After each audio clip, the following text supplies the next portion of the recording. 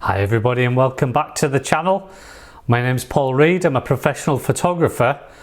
I'm here today just to talk a little bit about the digital cameras that we can get today that tend to produce images that look a lot like film.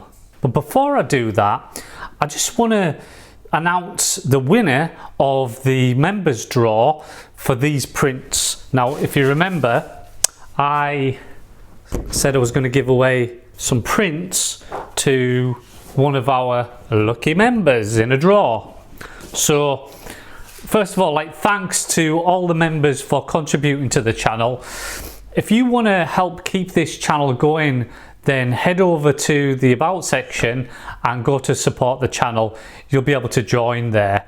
You get discount on workshops, on the mentorship program, prints, and I've got a monthly digital magazine coming out, also a book coming out towards the end of the year. So there's lots of different things that you're going to be able to get discount on by being a member. But to be honest, the main reason why people are members is just to keep this channel going because they're enjoying it. So I'm really thankful for everybody that has become members over the last months. And the winner is Pete Buckley. So I'll be in touch for your address, mate, and I'll get those prints out to you. Now, one of the things that you hear people saying a lot about images is, hey, that looks a lot like film, or that looks a lot like Tri-X, or that looks like Kodak Portrait. So firstly, let me tell you that there is one thing that looks just like film, and that's film. But if you can't be bothered shooting film, then there are some cameras that can kind of emulate it or just look a little bit like film. But what is it in us that still wants digital to look like film? Why on one hand do we get so excited about Lightroom's new AI noise reduction, only to take the best images and then just put loads of noise and grain on them? It seems crazy to me that we are getting the latest and greatest sensors on a camera and then we behave in a way where we just put lots of noise on it afterwards. I don't know whether it's nostalgia or what it is, but even then it can't be that, because a lot of the people who want their images to look like film didn't even, grow up through the film era. And most of us oldies, to be honest, we can't even remember what film looks like now. So this is an image of my daughter a few years ago, and basically she took so long in getting ready that by the time we'd got to this beach where I was going to take these photographs, it was already dark and I had to crank the ISO way up there. It was actually the original Q that I was using at this point.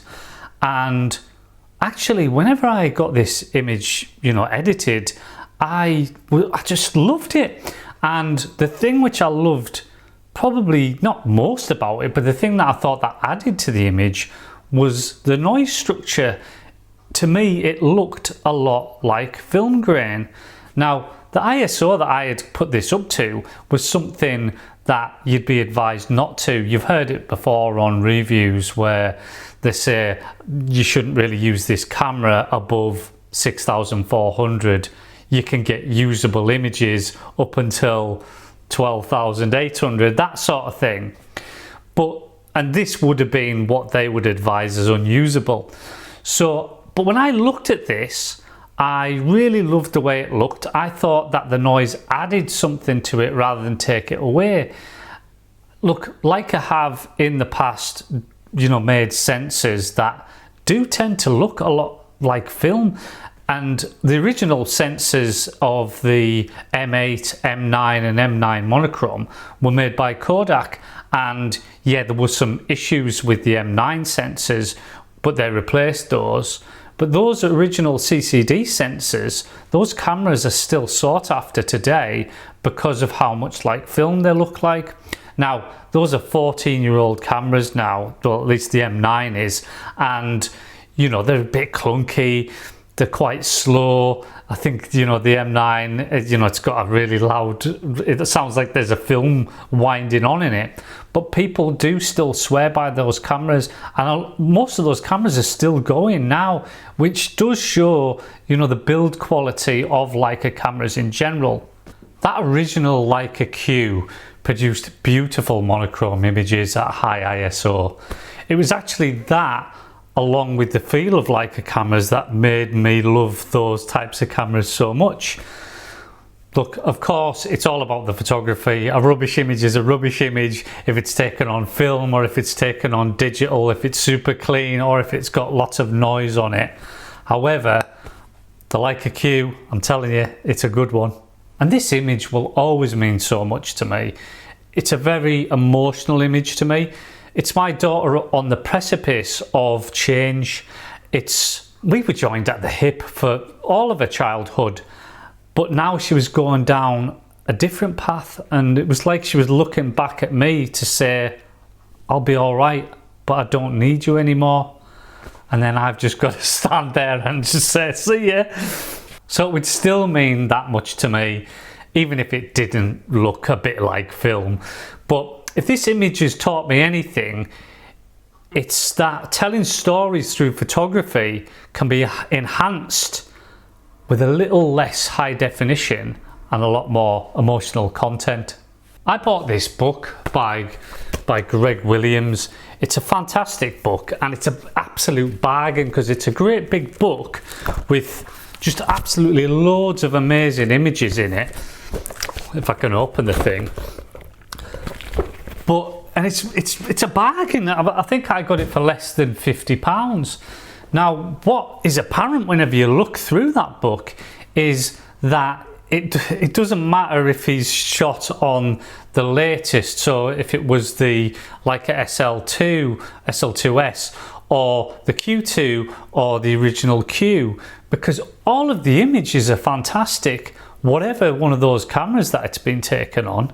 So it does just show you that we put a lot on high definition photography and, you know, the latest and greatest sensors, when in actual fact it probably doesn't matter that much.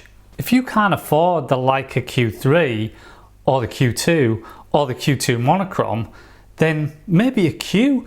This is if you want a Leica camera, and because the Q is an absolutely fantastic, or get the QP, which is a much nicer looking version of that camera. Or if you can't afford the Leica M11, then what about an M10 or an M9, or just shoot film on a Leica M6? Obviously this is all if you really want a Leica camera. There's loads of other cameras out there that shoot fantastic images. I really do love Fuji cameras. You know, I've got a Fuji X-H2, I've also got a Fuji X-E4, and those can take some amazing images too. But the thing about the Leica images was certainly the sensors of the past. You didn't really have to add the noise to those images. The noise was already structured in a grain-like fashion. Thanks again for watching, everybody. I've put a link in the description for my online workshops if you want help with your path forward as a photographer. Also, please like, subscribe, let me know your thoughts in the comments. Now, go capture some moments, tell some stories, and just go and take some photos. See you next time.